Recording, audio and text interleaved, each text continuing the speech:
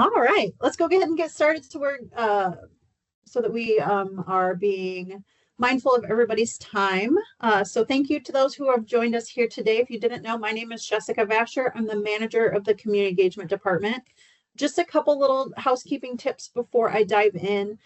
We ask that you remain muted, but get familiar with that raise hand icon. That's going to let us know that you'd like to speak when we open up for open discussion. So if you're not familiar with that, go ahead and look at I'll go ahead and turn it on here real quick. That's a little raise hand. Lets me know that you'd like to speak and in what order to call you. If you're having problems with your bandwidth, it might be good well, you don't have your cameras on, so never mind. We'll forego that part of the housekeeping since you are not on camera. We also have a chat feature. So if you're not looking to unmute and chat, there is an opportunity for you to send your questions there, and we'd be happy to bring those questions to the group here. I'll go ahead and do that right now. Hi, here is the chat. All right. So with that, I'm going to go ahead and introduce my team and who's here today. I have the special privilege of leading two of who I think Gleaner's greatest employees are. So as I call your name, go ahead and give a little wave. We have Leandra Bryan, our Senior Community Engagement Specialist, and also Kristen Horton, our Community Engagement Specialist. So also with us here today, we have Todd Warner, CEO and President. And let me just look at our participants to see if we had any board members join us today. They might be coming in and out as we continue on. So with that, I'll go ahead and we'll dive into the topic today. The topic is we're keeping on brand for the year of passing the torch. This is the election year for Arbor officers. And what I'd like to talk about is a little bit about keeping our roots while we continue to grow new branches. So many of us, when you hear the phrase passing the torch, you immediately think about leadership transitions. We think about handing over responsibilities, sharing our knowledge, or preparing the next generation to take our place. But passing the torch is about much more than that. Did you know that the technical botanical term for a tree is an arbor? So as I move through my presentation today, I'd like you to visualize a tree. It could be maybe in your front yard or at your local park, but think of a really strong tree as I continue on. A tree's strength comes from its roots. These roots provide stability, nourishment, and a connection to everything that came before. Our arbor roots are our values. Our arbor trunk is our service. And the stronger our roots are, the more confident we can be in our service. Healthy trees don't just have roots and trunks, though. They also grow branches. Year after year, they reach toward new opportunities and adapt to changing seasons. So in our arbors, these branches might look like welcoming new leaders, embracing new technology, exploring new service projects, or finding new ways to engage with our communities. The goal isn't to replace what came before us. The goal is to build upon what we have, one leaf and one branch at a time. So how do we know what should stay the same and what should evolve? And I believe one of the answers to that question is curiosity. Curiosity encourages us to ask questions. What do our communities need today? How can we better support our volunteers? What barriers might be preventing someone from getting involved? And what opportunities haven't we explored yet? Curiosity is the sunlight that helps the branches grow. Curiosity doesn't require us to abandon our tradition. In fact, it helps us honor tradition by ensuring it continues to fulfill its purpose in a changing world. Here in our department, we regularly ask ourselves, in other terms, but in similar contexts, are our branches aligned with our roots and balanced on our trunks?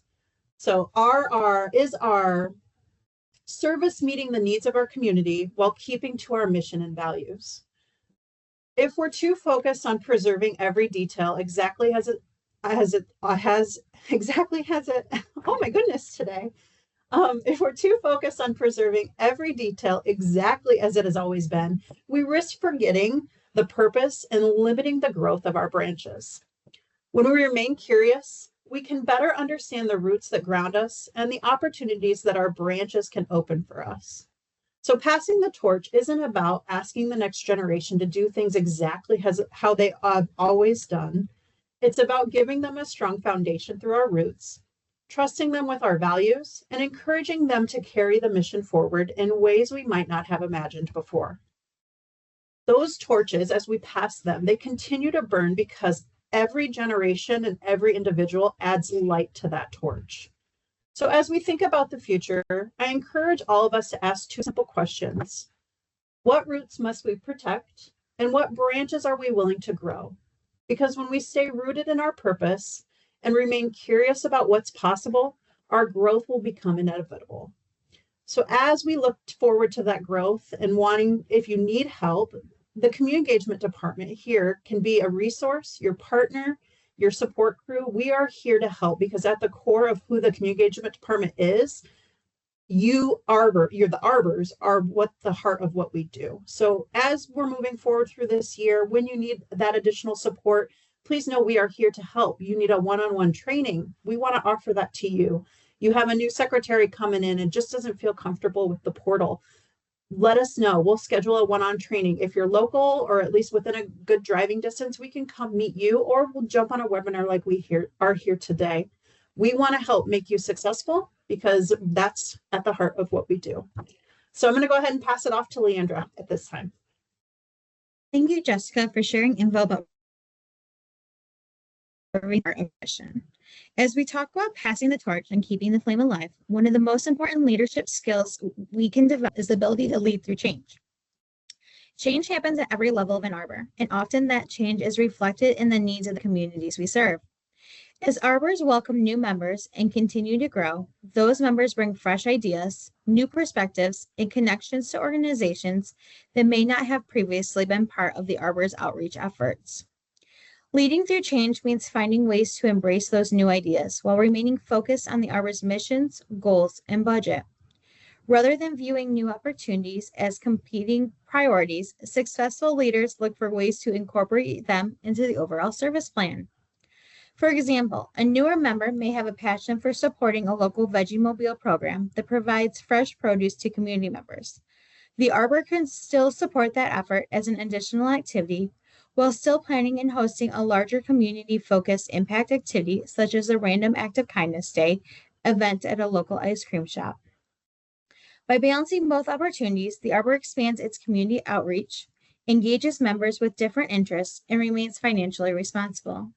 Leading through change is not about choosing between traditions and new ideas. It's about finding ways to honor both.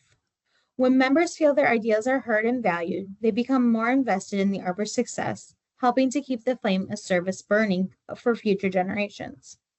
One question we received highlights a challenge that many arbors are facing.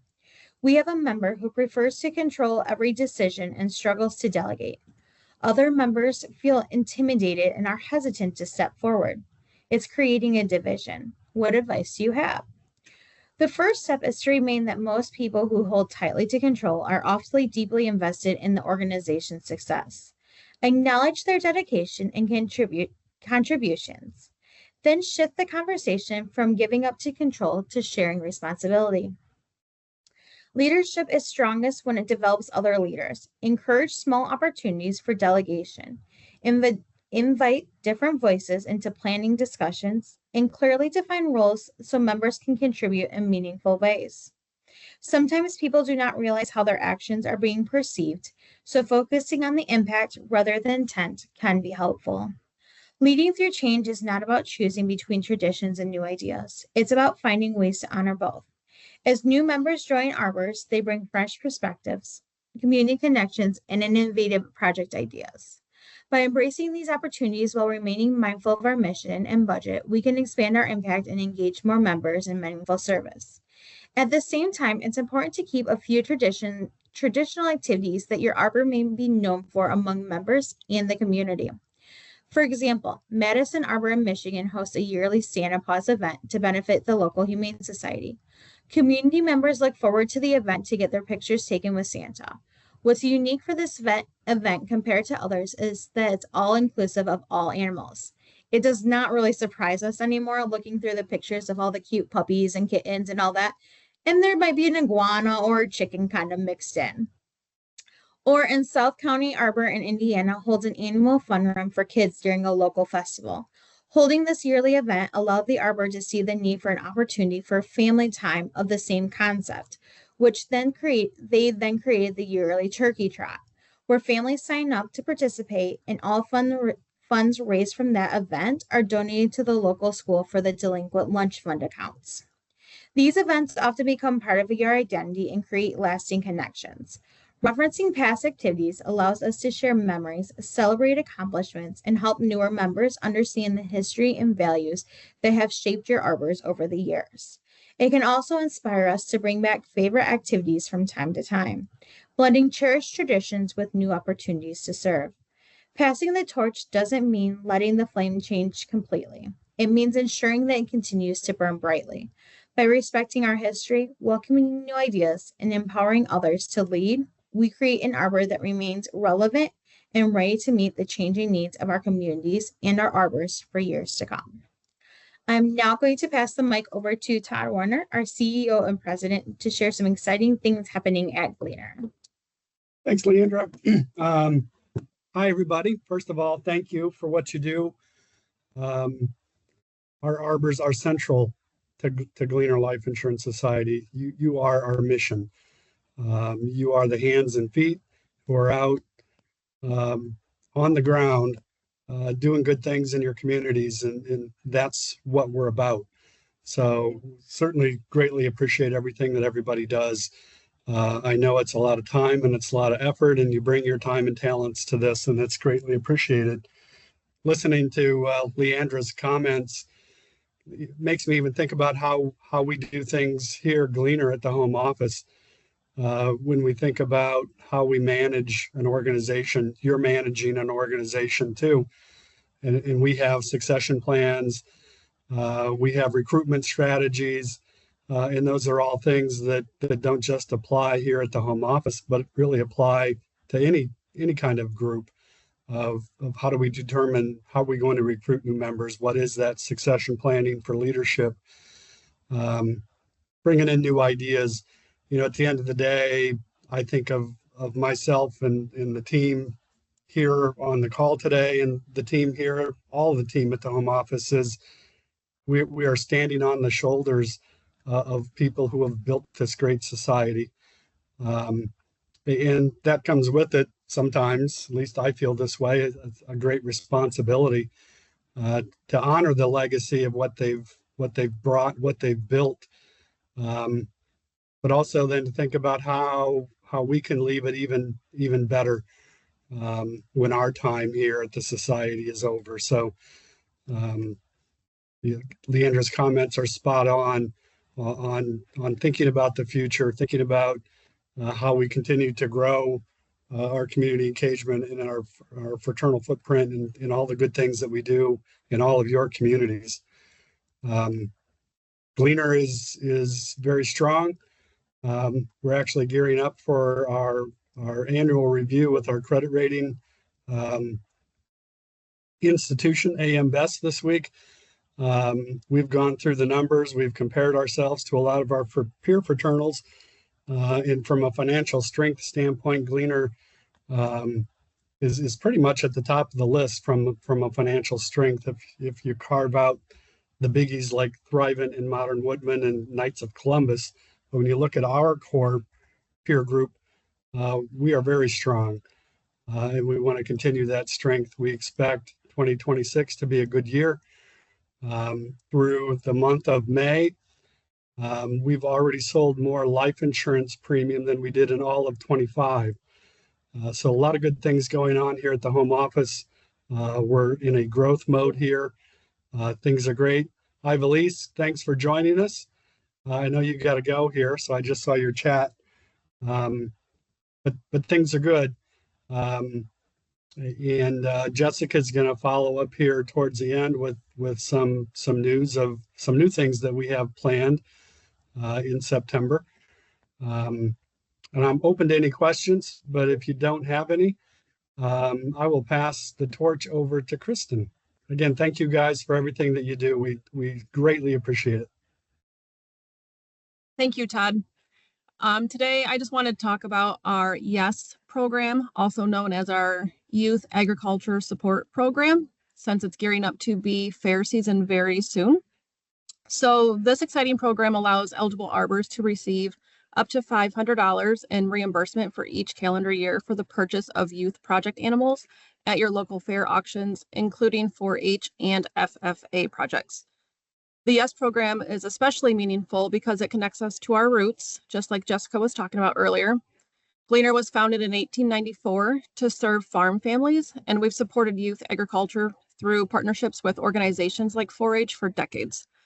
This program continues that tradition by helping young people develop leadership skills, responsibility, financial management, and a strong work ethic through their animal projects. Participating is simple. Arbors can attend a local fair, purchase an eligible project animal, and submit the required reimbursement paperwork back to CE. The animal can be then donated to a local food pantry, used for a community meal, or support another charitable purpose within your own community. Not only does this provide valuable support to local youth, but it also creates meaningful opportunities for our Gleaner members to engage with their communities and showcase our commitment to our service. We encourage all arbors to consider participation in the YES program and help us invest in the next generation of leaders while strengthening the communities we proudly serve every day. And I think that's all I have. I'll give it back to Jessica. All right, thank you, everybody. So at this time, we'll go ahead and open up for questions for anybody. If you have any from anything that we've talked about here today, some challenging, maybe some challenges you've had. Just remember that if you use the raise hand icon, that helps us on who to call on. So we would appreciate that. So, or chat, either way. I'd be happy to read your question out if you'd prefer to do it that way. We have any questions? Jessica, I have one that was submitted that we'll have you answer for us. Cool. Do you have any advice on how to rotate officers with limited membership? Ooh, that's a good one. Well, to rotate officers with limited, so I'm assuming they don't have enough to get new individuals involved, but we don't have term limits here at Gleaner.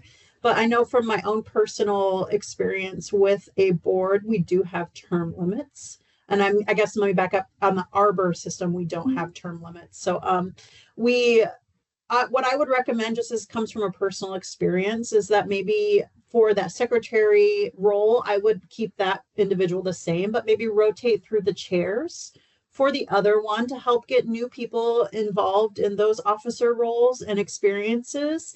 I think a lot of people might be interested, but they don't know what goes into that. So make sure that you are looking at those election information once we send those out. And of course, ask us for any questions about what those responsibilities are for those roles. But going through the chairs can get somebody kind of excited at, maybe starting out as the chaplain, and knowing that they're going to move into another role in the next 2 years might help kind of establish a nice succession plan, because then you're going to know who's going to be coming up for those roles. But again, I would keep secretary the same as much as possible, just because that one is just a little bit more of a hands-on paperwork, but that role can definitely move through the chairs if you want to. But that would be my suggestion, moving through the chairs. It's like a pre-planned succession plan, and you know who's going to be coming up for those opportunities, and that'll help kind of too for building leadership and growing the Arbor overall. So that would be my suggestion for that. Thank you. And it was kind of a two-part question, but I can take the other part of it. The other one was offering of officer training. We are always open, like Jessica said at the beginning, for us to travel if you're close. After the results of the survey are in, we are seeing that a large portion of the arbors would like to see training done in December prior to the term taking over January 1st.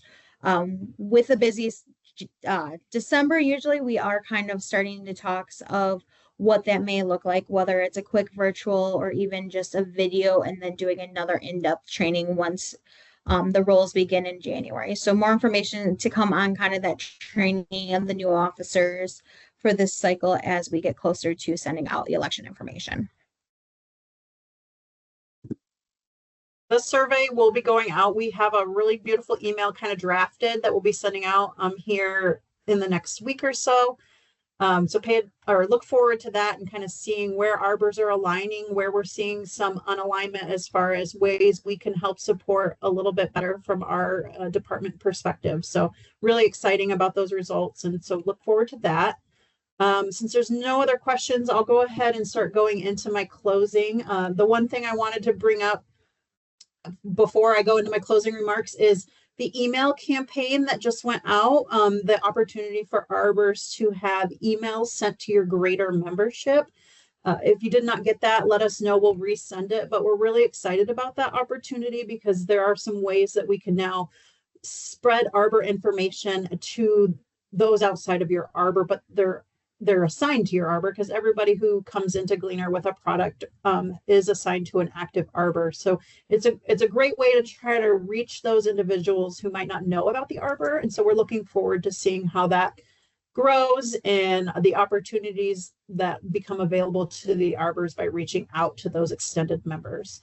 And we can narrow it down if you want to, if you only want to look at 20 miles from your place of meeting, or maybe it's a virtual event and you want to expand past that. There's really, the options are endless, so we can definitely work through those. So be sure you're reading that email about the opportunity to reach your greater membership. Let me do one more check. Okay, so with that, couple little pencil in dates moving forward. So first off, Community Conversations is coming up July 15th. That'll be at 7 p.m. We'll do the same kind of process where we're notifying you via email about that and signing up.